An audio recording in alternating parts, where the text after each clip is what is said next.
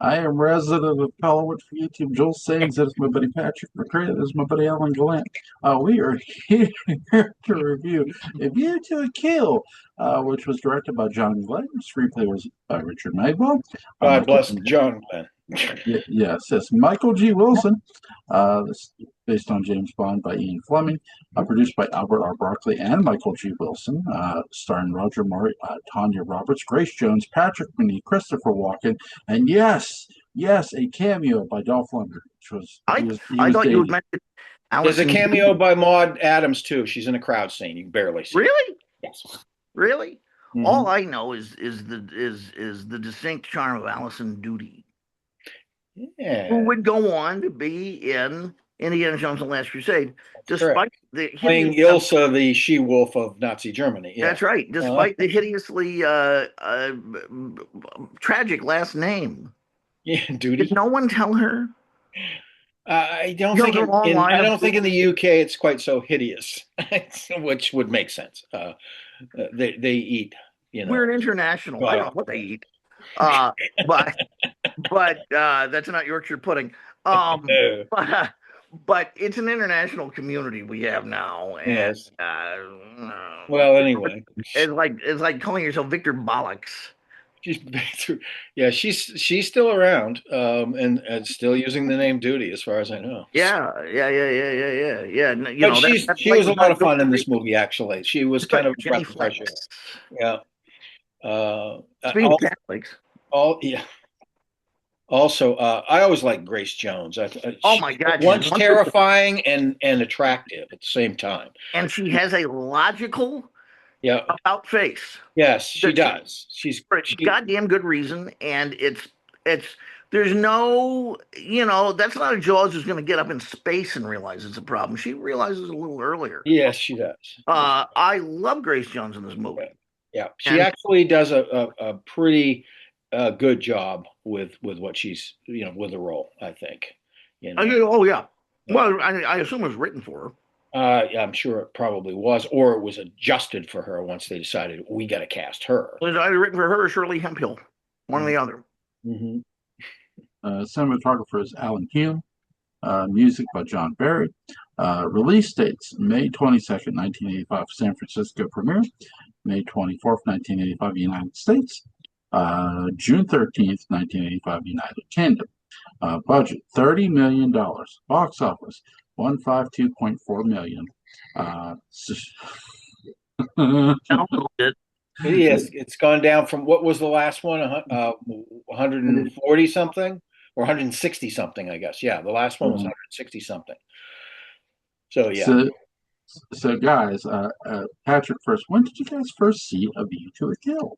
Well, this was the first Bond film that there was nothing to make me care about it enough to get me into the theaters. And my father, who Bond guy going back to Dr. No, same thing. We just kind of looked at what was out those weekends and we thought, we could, or maybe see something else. But this was also, I think, the first Bond film to come out after he had a VCR. So we knew, this was not the only chance to see the movie. Right. So I think I did see it on VHS months later, maybe a year later. Probably, But yeah. okay. 6 months to a year later, yeah. Once something as big and complicated as one of these 80s era Bond films comes out, uh, it's hard for a 14-year-old kid to really pay that much attention when you've got other things, you read an article about it in Starlog and enjoy it more. And the presence of Tanya Roberts didn't do a lot to bring me into the theater. And for a long time, my judge had beautiful swell. Now, I've seen it subsequently, and it's always been okay. On the spectrum of okay, tonight was the best okay experience I had. And some of it is nostalgic because you realize this is Roger Moore's last turn. Yeah.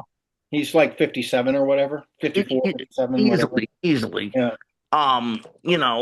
That I had a surprisingly good time when I was watching this, and I didn't think I would, because any Bond movie largely set in America is, you feel like they're kind of, uh, not spending a lot. And the miniature work is uneven. And it could be our sense of sophistication with miniature work got better. Of Sure. course, the best miniature works in Man with the Golden Gun, of course, with knick-knack. But all seriousness aside, uh, that's a minor thing. There's a lot of kooky stuff going on in this Bond film, more than in many of them. With the old Nazi and Yes. Mr. Bond, my genetically superior. Christopher Walken's fun to watch, even though he knows he's horribly miscast. Well, I thought that Christopher Walken was part of his contract. They said, "Hey, Chris, we've heard stories about you on meth and poppers on certain weekends in Switzerland. We want you to act like that." I hope so. I hope so. They both have their place in the gentleman's well-stocked bar. Yeah. But all seriousness aside, his VCR needed cleaning. It wasn't going to clean itself. He's got No. to get that fluid somewhere. Yeah. But beside that, I found myself really enjoying it. When he encounters his first leading lady, Patrick McNee, in the film, and watching And they him. should not have killed him because his estrogen was completely canceled out by Grace Jones. I was about to say when they're both in the back of that Rolls Royce, I felt like I was watching Ab Fab.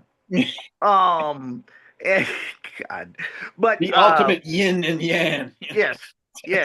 So, God damn it, I was surprised by every time I was ready to write it off. It just did a little something. It was kind of quiet and charming, almost unassuming as a Bond film. And then the flooding sequence I thought was great. I thought all of Max Zorn's crazy laughing and eyes rolling around. I was waiting for a Bond villain to commit to that level. And it had the most exciting blimp scene I've seen in a long time. It really did though. And they had to color it. They couldn't do the blimp as they were going to do it, which was black and silver. Right. And I think they got the permission of Fuji to use their colors. Their colors? I really think they did. Yeah, they probably had to ask to be sure that they weren't going to get sued. Associated with the Bond villain or something. I mean, that was the whole problem with Pillsbury and Ghostbusters.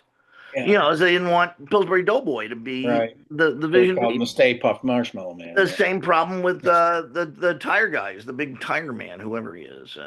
Michelin Man. Yeah. Michelin Man. Yeah. So he went back to raiding restaurants and left them alone. So I a long-winded way of me saying I like the movie. I like it a lot more than Octopussy. I gotta say. Yeah. Yeah, I mean that's damning with faint praise. But I did. It seems a little more relaxed, a little less stiff on itself, and as John Barry sometimes does, I think John Barry knows when he has a dish with a few feathers on it. Serve at Thanksgiving. He knows when he's got a turkey in the oven. Well, and so he knows how to distract with great sort of segues and so on. Well, he did what he did with Honor Majesty's Secret Service, but I think he was also uncertain about. And he overscored the movie in the best way. He wrote what I think is one of his better later scores. He's very much moving into his Out of Africa era. And just these sweeping notes that last forever. And it is a score of vast size. And Barry is a guy who's good at writing big music, but this is one of his biggest scores, and I think it gets ignored to the extent that he takes a moment in the movie that's just ridiculous, which is 198-year-old Roger Moore with Tanya Roberts somehow both unconscious yet holding on. Right. To him. Maybe she's handcuffed. I don't remember. But getting her out of the building and climbing down. It was about the most public thing 007's ever done. It's true. The whole thing with the fire department and all of the cops and around. Yeah, he's totally exposed. Yes. And you know what? I get the idea. This is Bond who knows this is his last mission. as he did, because it was really. I can pretend Dalton's in the same continuity. He's not. Yeah. And he knows his last mission, and he just doesn't give a shit. And he's going to save this woman. There is kind of a even if he needs a walker to do it. Yeah. There is a sense of broad heroism in Bond in this movie. He's making fewer jokes, way fewer jokes, and sometimes he's just doing the right thing to do the goddamn right thing. And when he's saving her life in that, the music does all the work. That's really, for me, my favorite scene in the movie because it's the most emotional. And I guess that jumps to one of your questions, the angel. But it for me is a very emotionally satisfying ending where, sometimes Clark Kent has to be the one who walks into the fire and just say, okay, yes, you figured it out, world. Right. But because I imagine M just saying, "Oh my God, this is a disaster. This is a total disaster. We got to hire Timothy Dalton."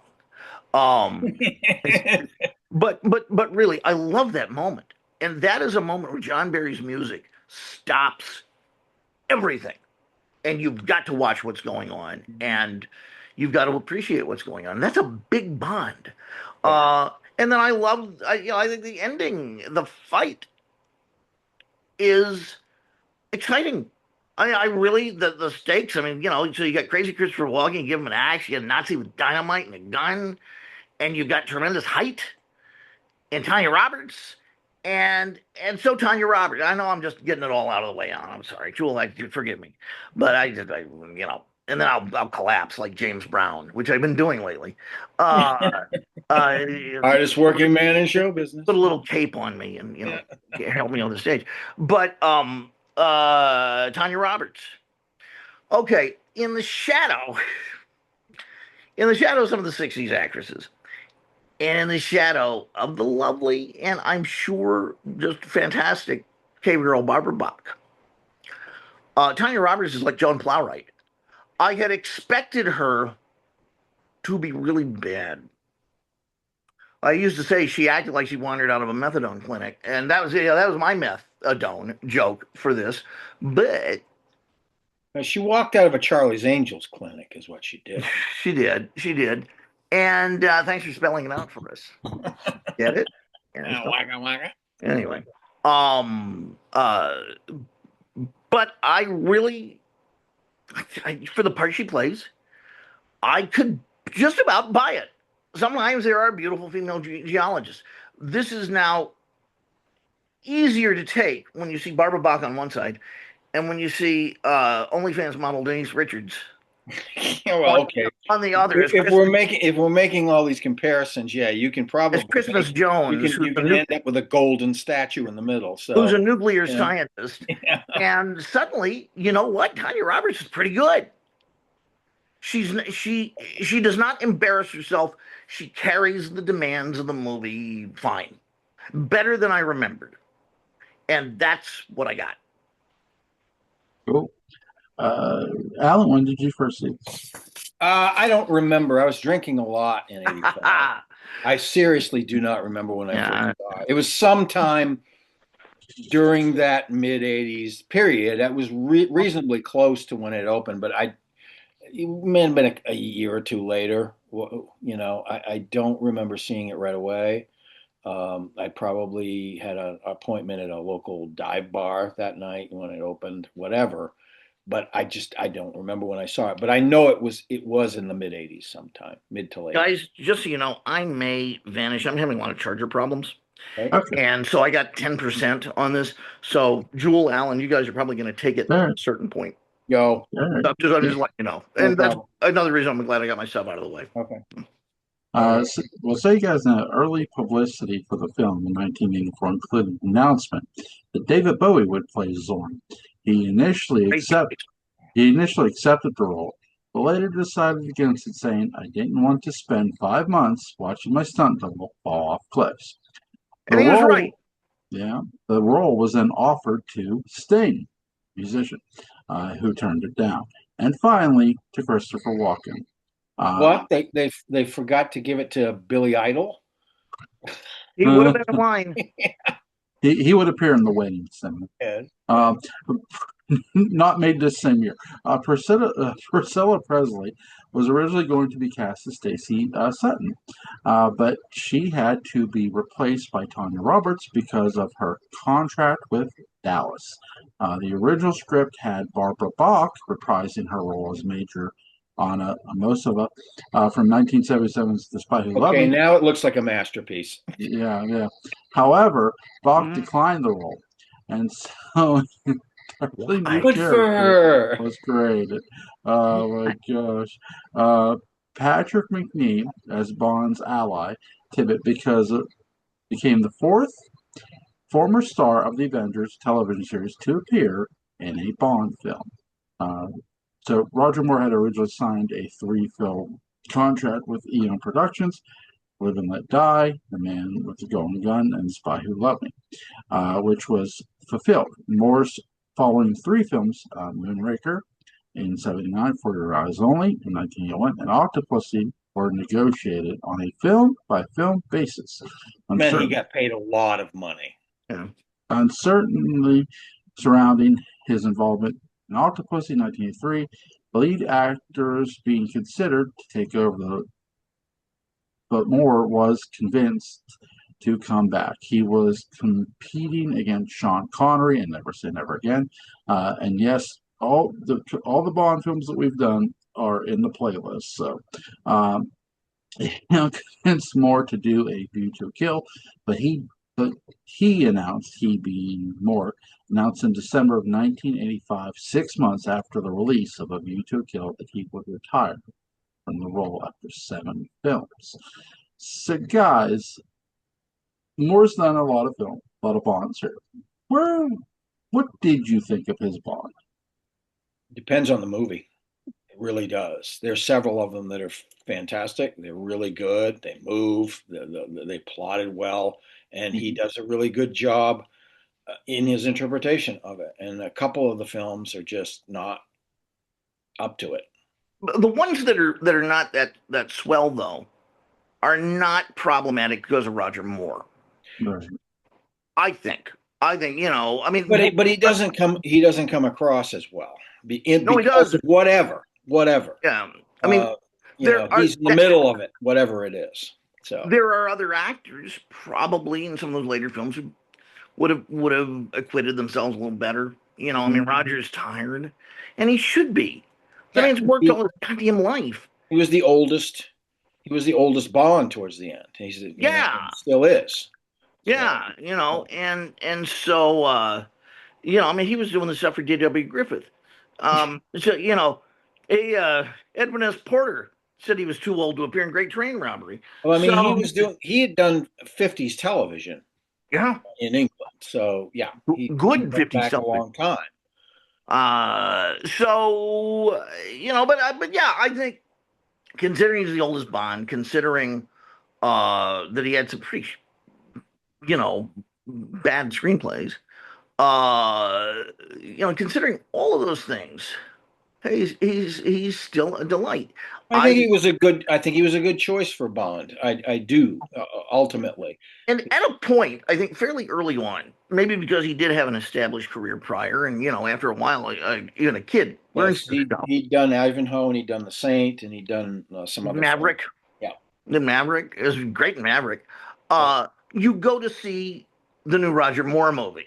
right. Rather than it's a James Bond movie. It's like, oh, Roger, let's go see what Roger's up to.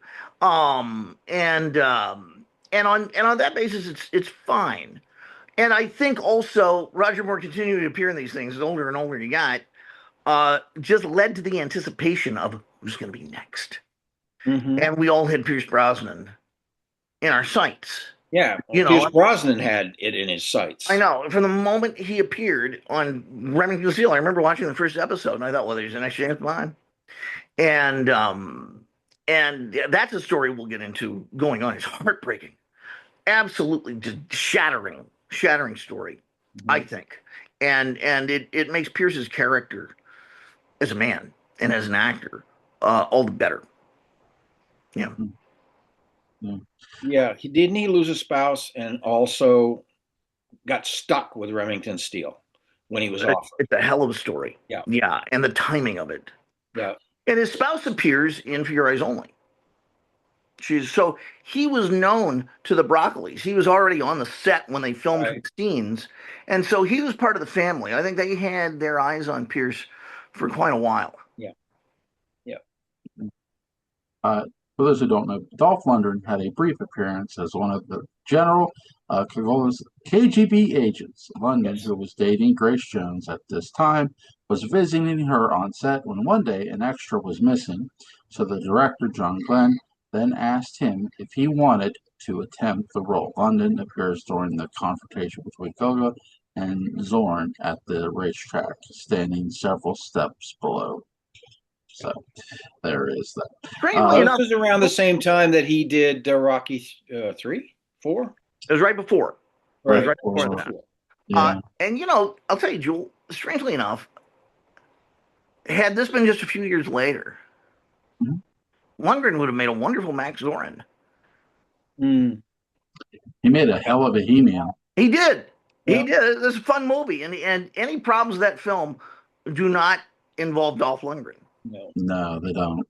They don't involve anybody in the movie at all. No, and they don't involve director Gary Goddard, who did his best. Yeah. Or the fabulous, oh God, who was the Bill Stout, the production designer? Wonderful director. William Stout, the artist. Yeah. Yeah. The only thing is, like, the only role I would not have put in London, and I love the movie, I would not have cast Dolph as the Punisher. Never seen it. I got to tell you that the only Punisher film that I'm really enamored of is the one with Thomas Jane. Thomas Jane. Oh, Yeah. Thomas Jane's a very underrated actor. He's a lot of fun. Yeah. You got to check it out. It's a good movie. I will. It's entertaining. Yeah. It's entertaining. The Punisher from the 80s Yeah. has Louis Gossett Jr. in it. It's a really good movie. All you need to say. Yeah. Really, really good movie. But this movie I saw when I was a teenager. I've always enjoyed this movie. I love Christopher Walken's performance. Grace Jones is just absolutely beautiful. I mean, She's great. she's She's stunning. terrifying and really sexy at the same time. Yeah. She's everything, you know. Amazing. I always thought, like, after they did Terminator, they were going to do a female Terminator. Grace Jones. Oh my fucking God. Would have been it. Wow. Jewel, I've been with you for years now. That's the Yeah. best idea I've heard you have. That's really good. Yeah. I mean, she's it, man. I mean, I saw her in Conan, one of the Conan One of the movies. Destroyer. Yep. She's really good. marvelous, man. Yeah. Yeah, She's, she doesn't get enough lines in this. No. she stands in the midst of testosterone and wilts it. I mean, Yeah. she's that, she's confident, aggressive. You don't scare me. Yeah. I scare you. It's that kind of stuff. But you know what? At the same time, if we talk about how fearsome she is, she's intensely likable. Yeah. And I want to have her as my pal. I love Grace Jones. Well, she's Jamaican. She's got that. She's got that stuff going for her. Yeah. Yeah, and she's very, for her muscle and her size, she's very graceful. She's not like clumsy. a dancer. Yeah. Like Yeah. a dancer, the way she Yeah. moves. Yeah. Absolutely. It's It's one of the crazy. really good things about this movie for me. Now, I enjoy even a meth-fueled performance from Christopher Walken. Don't get me wrong. Especially how ironic it is when he finally buys it in the end. He's just laughing the same way that he was laughing when he was in power, and looks at his Nazi grandfather or whatever and just drops. What other choice do you have? I think at that moment he realizes how stupid the entire Nazi kind of thing was. It's like, well, this is how it ends. Even in his psychosis, he realizes what's going on. I think so. I'd like to think so. Yeah. Yeah, and what's good about his character is Walken's character is so arrogant. You want him to get a great villain. He's corporate America gone crazy. And actually, looking back on it and putting it into the framework of presentism, it wouldn't have been a bad thing if he had destroyed Silicon Valley, actually. Considering that Project 2025 comes from tech bros' minds. But, It was an interesting idea to simultaneously earthquake both sides of the San Andreas Fault. I don't know how you do that, but you Movie Well, if magic. you're do Lex that with a Luthor, lot of explosives. if you're Lex Luthor, Yeah, just then one of them is Yeah. a Hackensack. Yeah. It's the same plot. yeah, Yeah. yeah. Yeah. It is. Movie It magic. That's how you do it. Movie It magic. is. Um, no, Magic. I do love how crazy he is because he's so good. And what makes a good protagonist is an even better antagonist. And Walken is that in this movie. Yes, and he is a Bond villain. I mean, and I'm sure that as soon as he got tapped to do it, that's what he was thinking to himself. Bond villain, Bond Bond villain, villain Bond now. villain. Bond Yeah, villain. This is right. I'm a yeah, Bond villain. Look at me. yeah. Let's see Bob, how I'm a far I Bond can villain. Let's go go back with out it. on the boat. Yeah, What? Yeah. and If this movie has, well, if I was going to say if this movie has a fault, it's got plenty. it's good. I'm about to go. If this movie has a fault, it's that there are long stretches, too long, that don't have Christopher Walken. Like when Bond's running around San Francisco buying soft shell Right, crab and all right. of that. Yep. I was like, wait, where's Chris in all this? He wants some Right, crab. right. The tension gets broken, where maybe it doesn't need to be broken. And you only realize that once you see Zoran again. And you think, oh, yeah, that guy. There he is. That's the guy. Yeah, And, wow. that's the reason they're doing all of this. Think about what I'm sorry, I hate to be that guy, but think about what Sean Connery would have made for dinner. It would have like steaks and chops and sausages. Haggis. Like that. Haggis, yeah. And Roger Moore makes it a quiche. Quiche. Yeah. That's all you need. And it's a little too fancy too. Yeah, it is. It's like the crust is all frilly around It's like and everything. The coloring inside of it is perfect. Speaking of the coloring inside of it's perfect. Before I go, because I'm about to wink out, is I like that they bring Desmond Llewellyn. He goes full on pervert. Yeah, he does with the robot spy, and he sees the pantyhose. And he's like going, like, all right, here we go. And it's very phallic. Sexually suggestive. The robot's neck. But it's like it's like 30, 40 years, however many years it's been. 30 years of being, subject to the sexual cad has just worn him down. Yes. Her wife, Mrs. Q, has been dead for 15 years. Right. Okay, Bond, you win. Yes. You win. I'm with you. I'm with you. I'm reading your magazines now. Yeah. I got a copy of Mayfair. I'm ready to go. I love the scenery in this movie too. You guys are right a little bit about Zoran too, because he doesn't. There's scenes he's not in, but I think where they make up for that a bit here with this is I love the shootout at the house, the rock salt. It's a bit funny, but it's like okay, I could see why. Because he initially introduced himself as an investigative reporter. He doesn't introduce himself as James Bond. Yes, he's James St. John Smith, I guess. Oh yeah. St. John is the way that Brits pronounce St. John. Yeah. Well, the David Warner character in Star Trek V, St. John Talbot. Yes. And there's the fictional character in Sleuth is St. John Lord Meridew. Right. Yeah. Yeah. And I do love the Bond girl in this movie. Really, really beautiful. And yeah, Grace Jones's character does steal this movie a lot. And really, when she finally turns babyface. Mm-hmm. She's the real Bond girl from me. I just don't really like Tanya Roberts that much. I mean, she is pretty. There's no doubt. But I don't appreciate her acting. Unless I'm comparing it to a stick of wood or something like that. I sort of wondered. I kind of wonder because I wonder if they'd ever reached out at this time to Lizette Anthony. I don't know. She would have been good. She was like 12 when Oh, she's 12. That's right. Because the crawl thing, she was like 20. Oh, That was okay. in like 83 or something. So she would have been still very young. Oh, okay. I Okay. I My would have bad. enjoyed the movie more, and it would have been a gutsier movie. And as director or producer, I would have really was producer. I wouldn't have had to fight anyway. I just would have said make it happen. Mhm. But as director, I really fought for trying to eliminate Tanya Roberts' character and make Mayday the pussy galore of the movie. Sure. The Yeah. turncoat, but how on earth do we engineer more screen time for Grace? I don't care if she's a good guy or bad guy. Right. Let her just she's going to kick ass Right. anywhere, and Absolutely. let her develop a weird chemistry with Roger Moore, who's Hmm. a funny guy, Yeah. and I think that would have been a delight. Yeah. Mhm. I agree. I agree. Yeah, I Yeah. Yeah. boosted the movie for me anyway, certainly.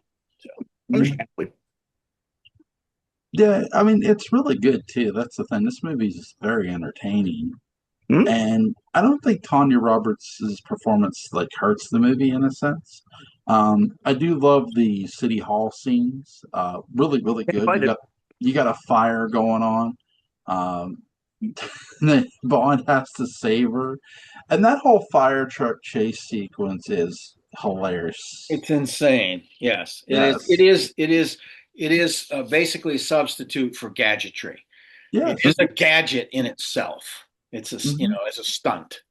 Uh, yeah. So yeah, absolutely.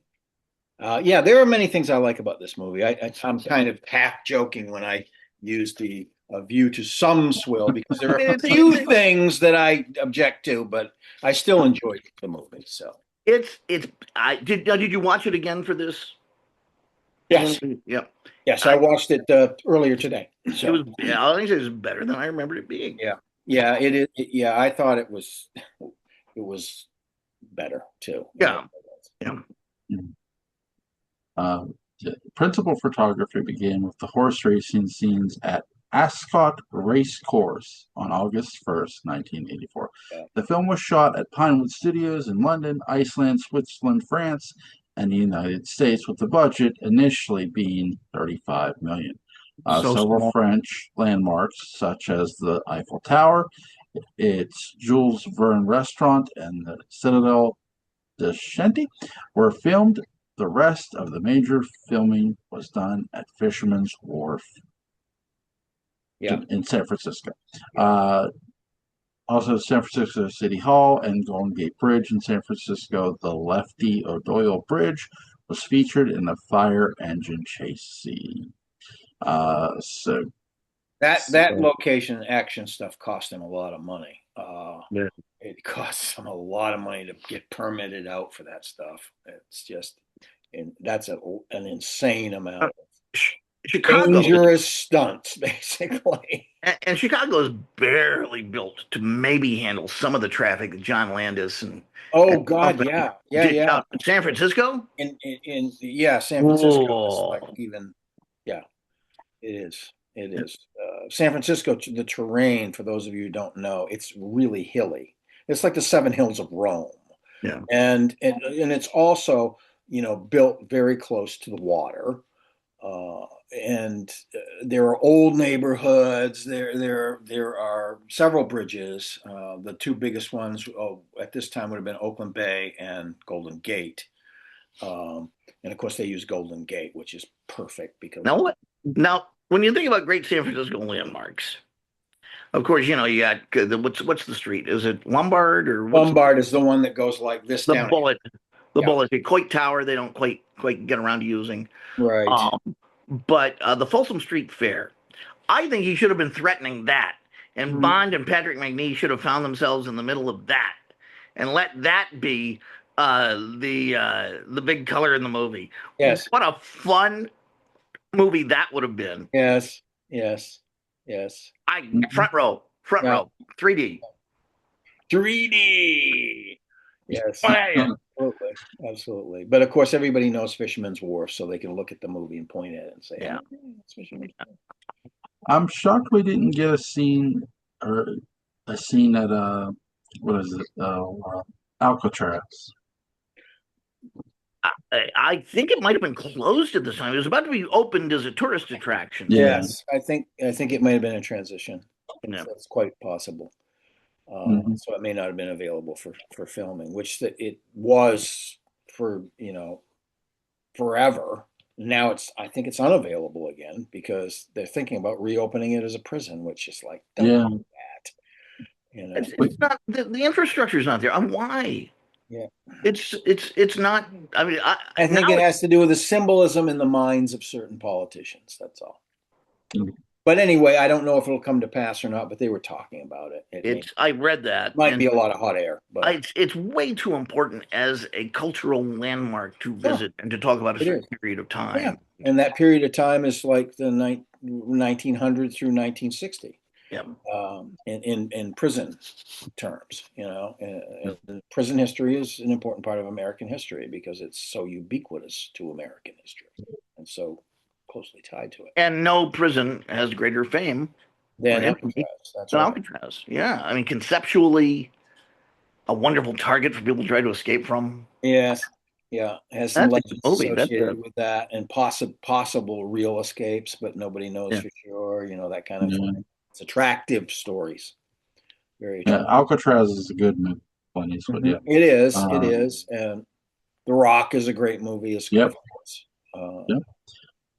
That's your extra Bond film. The Extra Bond will Yes. be watching. Yes. Yeah, Yes. I'll watch it. I've never seen it, so Yeah, Uh, it's great. It's a uh, really good action film. It yeah. really is, and it's got a great cast.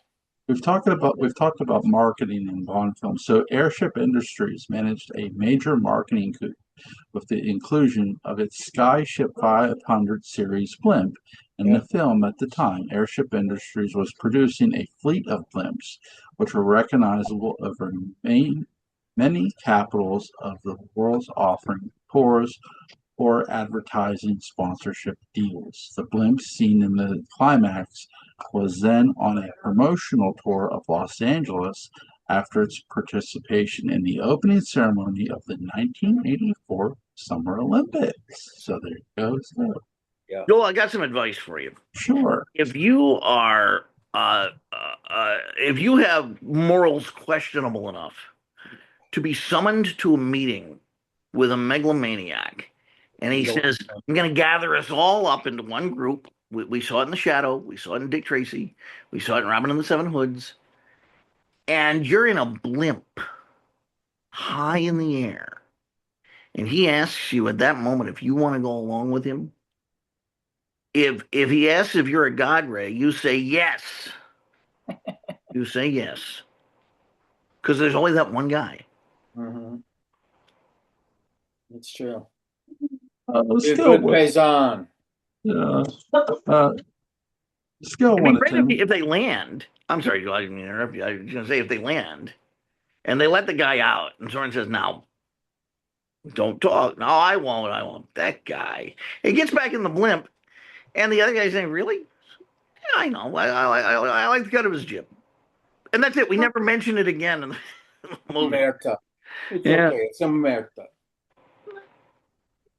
Go. I actually use Omerta as a joke in my classes when I tell students that they don't have to get the latest edition of the book. It's like, you know what they did between the sixth and the seventh edition? They switched four and five with the same exact stuff in them, the same exact content, and they updated a few of the current events references. That's it.